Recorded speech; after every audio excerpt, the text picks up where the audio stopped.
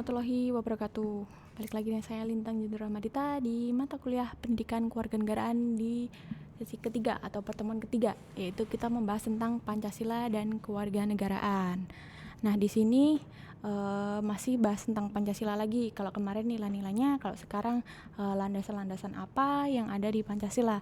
Yaitu yang pertama adalah Pancasila ditinjau dari landasan historis. Nah, di sini kan balik lagi ke sejarah, di mana waktu itu adanya kerajaan-kerajaan nih seperti Kerajaan Kutai, Sriwijaya, Majapahit, sampai datangnya bangsa lain menjajah Indonesia.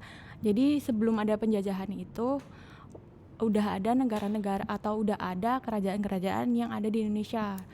Nah, di sini selama ratusan tahun bangsa Indonesia berjuang menemukan jati dirinya yang digunakan sebagai filosofi hidup dan berbangsanya, dirumuskan atau disahkan dari dasar negara Indonesia yang sekarang kita kenal sebagai Pancasila, dan tak ada lain sebagai nilai-nilai kehidupan bermasyarakat, berbangsa, dan negara. Nah, pada masa sebelum kemerdekaan sampai kemerdekaan RI, dalam ketatanegaraan RI dilakukan upaya penyusunan rancangan undang-undang ketatanegaraan. Dalam hal ini adalah adanya BPUPKI atau Badan Pendidikan Usaha-Usaha Percepatan Kemerdekaan Indonesia, yang digunakan pertama kalinya istilah Pancasila dari Insinyur Soekarno dan Muhammad Yamin, di mana pada tanggal 18 Agustus 1945, sehari setelah kemerdekaan atau proklamasi Indonesia, di sini PPKI atau Panitia Persiapan Kemerdekaan Indonesia menetapkan dan mengesahkan Undang-Undang Dasar 1945 yang dikenal sebagai UUD 1945. Dalam pembukaannya adanya sebutan Pancasila.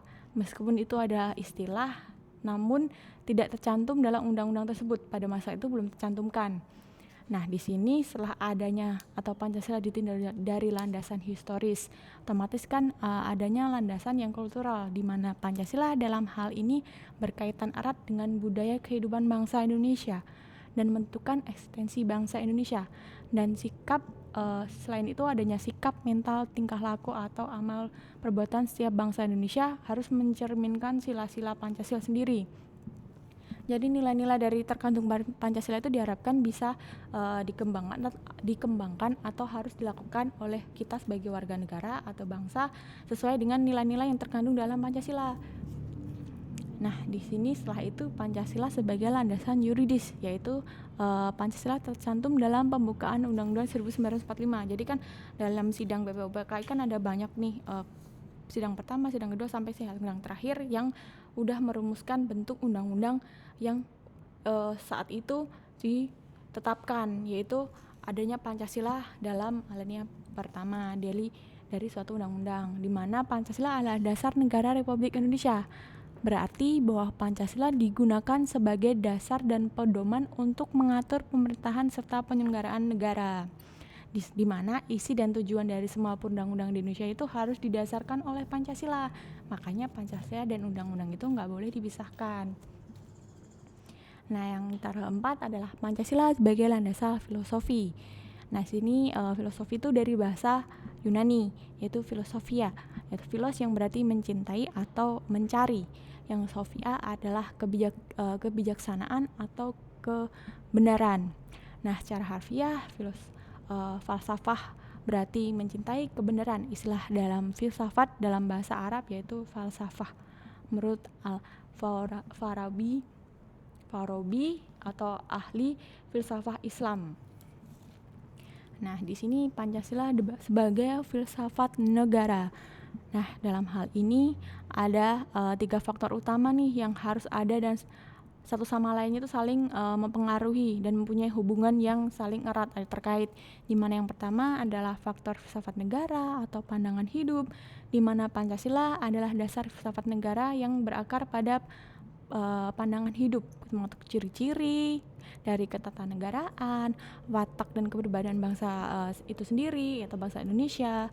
Yang kedua adalah faktor konstitusi atau undang-undang, di mana ketentuan hukum mengenai struktur negara dan pemerintahannya, termasuk bentuknya, susunan negaranya, atau alat-alat pelengkapnya, tugas atau alat-alat pelengkap itu seperti apa, itu harus sesuai dengan undang-undang karena adanya konstitusi.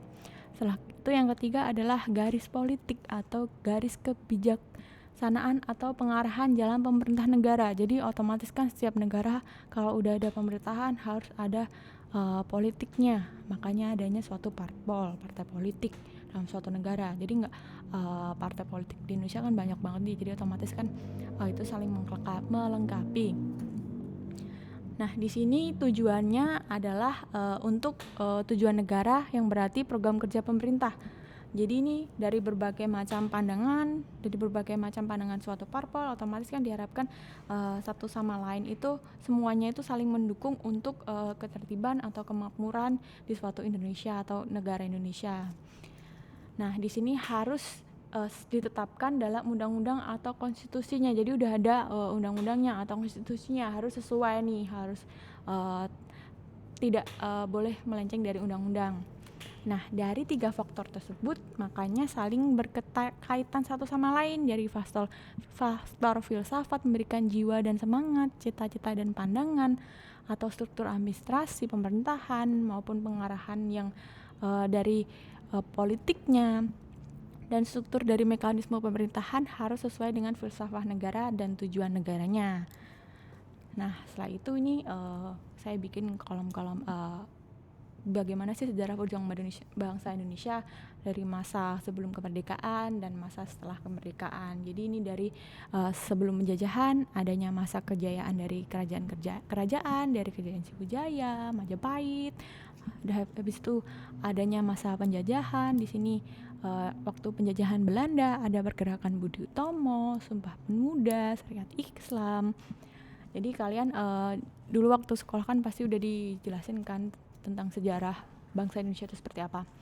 Nah, dalam penjajahan Jepang adanya pergerakan putra, peta. Jadi tuh sejarah-sejarah bangsa Indonesia sebelum adanya kemerdekaan. Nah, sudah kemerdekaan 17 Agustus otomatis kan dari Jepang udah menyerah tanpa syarat, otomatis pada 1945 sampai 1950 sampai adanya reformasi, adanya orde baru, adanya orde lama, jadi adanya dekret presiden, jadi semuanya tuh sudah terstruktur secara rapi.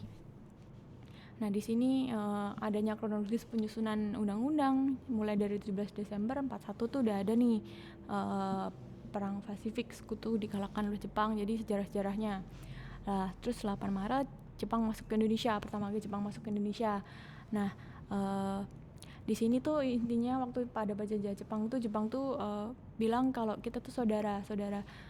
Otomatis kan kita percaya aja bangsa Indonesia, padahal kan dia menjajahkan negara kita.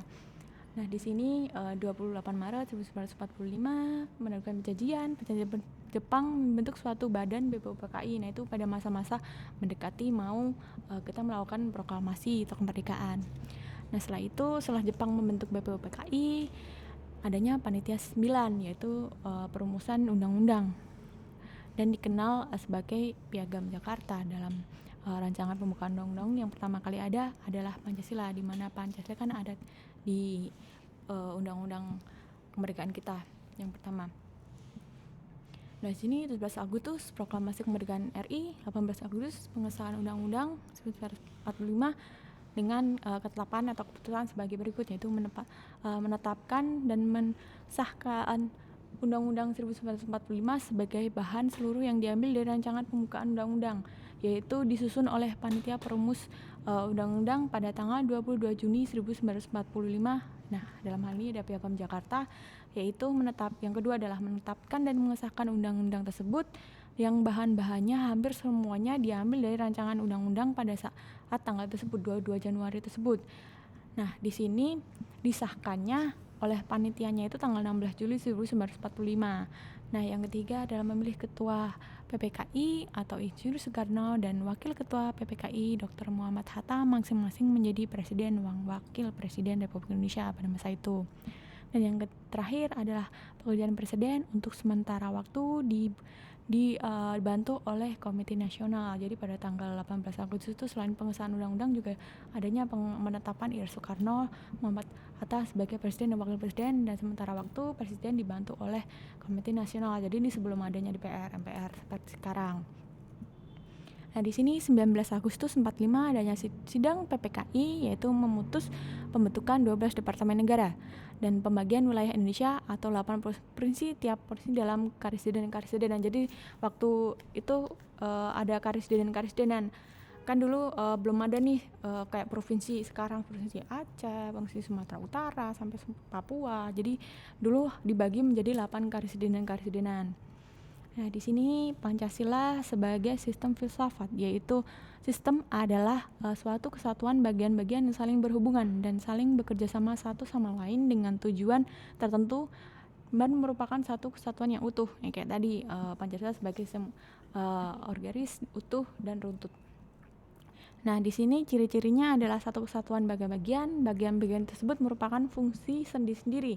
Sama kayak Pancasila kan mempunyai 5 pasal itu satu kesatuan. Setiap bagian tersebut memiliki fungsi sendiri-sendiri, yaitu pasal 1 berbeda dengan fungsi pasal kedua sampai kelima.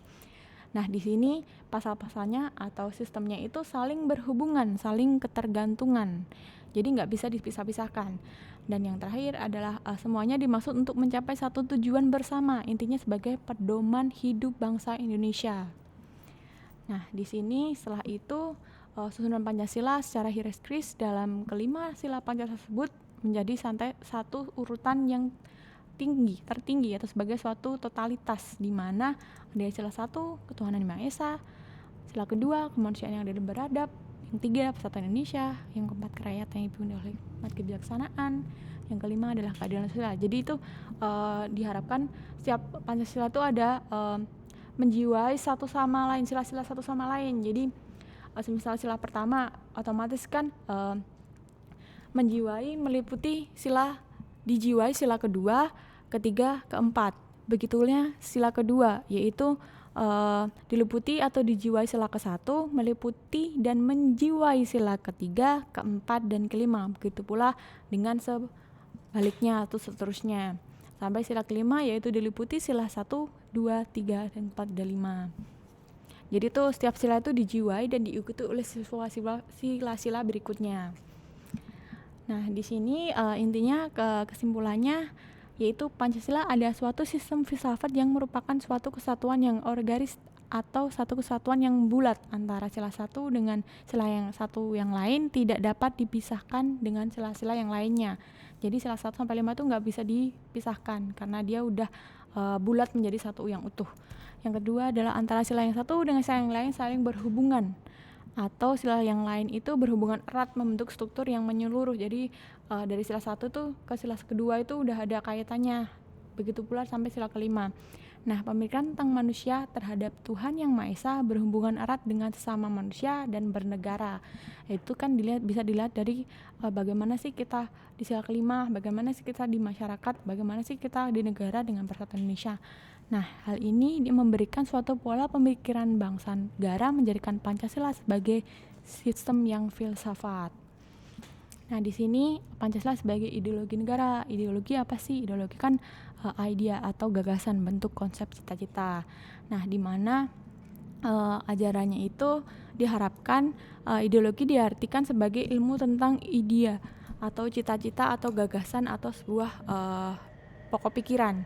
Di mana Pancasila sebagai ideologi berarti bahwa ideologi Pancasila merupakan paduan gagasan yang mendasar atau mengenai hidup dan bangsa Indonesia dalam bernegara, berbangsa, dan bermasyarakat. Nah, Pancasila bukanlah ideologi yang tertutup.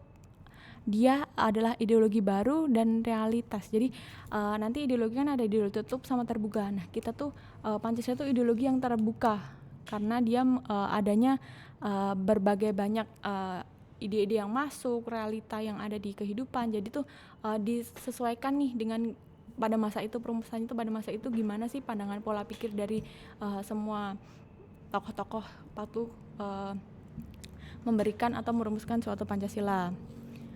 Nah, di sini Pancasila adalah ideologi terbuka. Berarti Pancasila harus dikembangkan secara kreatif dan dinamis untuk dapat menjawab tantangan zaman yang terus berubah. Jadi pada masa itu kan nggak mungkin kan sama pada masa sekarang, pokok permasalahannya pasti berbeda. Nah, diharapkan dengan keterbukaan ideologi Pancasila itu ya sesuai dengan zamannya masa sekarang, jadi harus kreatif, dinamis, dan otomatis setiap zaman itu harus berubah. Nah, caranya bagaimana sih? Dengan mengembangkan melalui konsensus nasional, melalui interpretasi yang kritis, menjadi ideologi yang dinamis, jalan dengan perkembangan kehidupan masyarakat, terus berbangsa dan negara, sekaligus mengupayakan ada realita baru tersebut tetap dijiwai dari nilai-nilai Pancasila. Nah, mungkin ada yang tanya, Pancasila bisa nggak sih diubah? Nah, Pancasila itu nggak bisa diubah, tapi cara kita untuk bukan mengubah, tapi kita mengembangkan dalam hal itu ke masyarakat, tapi sesuai dengan nilai-nilai yang terkandung dari 5 silanya itu. Bagaimana sih kita caranya mengeksplor, atau bagaimana sih kita dari sila, contohnya Persatuan Indonesia sila ketiga, bagaimana sih kita mengeksplor suatu sumber daya alam kita, bagaimana sih kita dengan banyaknya suku, bangsa, budaya itu bagaimana sih kita caranya untuk menjadikan suatu alat tradisional atau suatu lagu daerah atau suatu makanan khas suatu daerah itu menjadi ciri khas dari daerah kita dan bisa menjadi ciri khas negara kita di Indonesia. Bagaimana kita mengembangkan, jadi kita harus berpikirnya tuh secara kreatif dan dinamis sesuai dengan perkembangan zamannya. Tapi Pancasila tidak dapat, sila-silanya itu tidak dapat diubah, cuma kita pola pikir pandangannya itu yang bisa diubah sesuai dengan apa yang ada di zaman sekarang. Nah, ini keterbukaan Pancasila bukan berarti mengubah nilai dasar yang terkandung di dalamnya, namun mengekspresikan wawasan secara lebih konkret untuk memecahkan masalah-masalah yang aktual serta mengembangkan sesuai dengan perkembangan serta pada zamannya. Nah, mungkin kan zaman dulu sama sekarang kan ipteknya lebih bagus, zaman sekarang kan otomatis kan dikembangkan, bukan mengubah nilai-nilai dasar yang terkandung dalam sila-silanya. Nah, selanjutnya adalah secara struktural Pancasila ada ideologi terbuka itu. Dari ideologi tersebut memiliki 3 dimensi, yaitu dimensi idealis, dimensi normatif, dan dimensi realistis. Yaitu yang kalau idealis itu nilai dasar yang terkandung dalam Pancasila bersifat sistematis dan nasional, sistematis nasional dan menyeluruh, di mana hal itu terkandung dalam hakikat nilai-nilai Pancasila itu, yaitu ada nilai kemanusiaan, persatuan, kerakyatan, keadilan sosial. Nah, yang kedua adalah normatif, yaitu nilai-nilai terkandung dalam Pancasila perlu dijabarkan sesuai dengan normanya yang terkandung dalam norma kenegaraan. Jadi nggak mungkin kan nggak ada suatu negara atau suatu peraturan lah, nggak mungkin ada normalnya, mesti kan harus ditinjau dari suatu putusan kan pasti ada normanya. Nah, itu menyinggung norma A atau norma B, norma adat, istiadat atau yang lain enggak. Nah, di sini yang ketiga adalah realistis, yaitu sebagai ideologi yang harus mampu mencerminkan realita hidup dan berkembang dalam masyarakat dan dijabarkan dalam kehidupan bermasyarakat. Nah, di sini selain bermasyarakat juga bagaimana kita dalam penyelenggaraan suatu negara.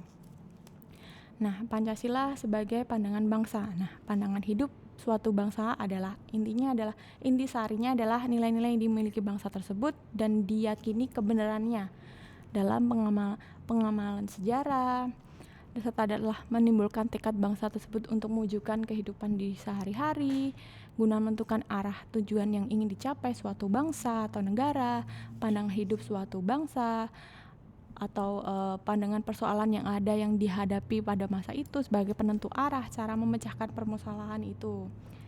Nah, itu mungkin pertemuan yang tentang Pancasila sebagai ideologi. Nah, kalau misal ada materi yang dikiranya kalian kurang paham, juga kalian bisa bertanya melalui forum LMS. Nanti ada komentar khusus atau kolom khusus tentang semisal materi-materi yang kurang, kalian bisa tanyakan saya lewat forum tersebut. Kalau enggak, kalian bisa masuk ke Google Classroom di GC. Jadi kalian ada forum dulu, itu masih diaktifkan lagi untuk materi kuliah kewarganegaraan. Nah, cukup sekian. Wassalamualaikum warahmatullahi wabarakatuh.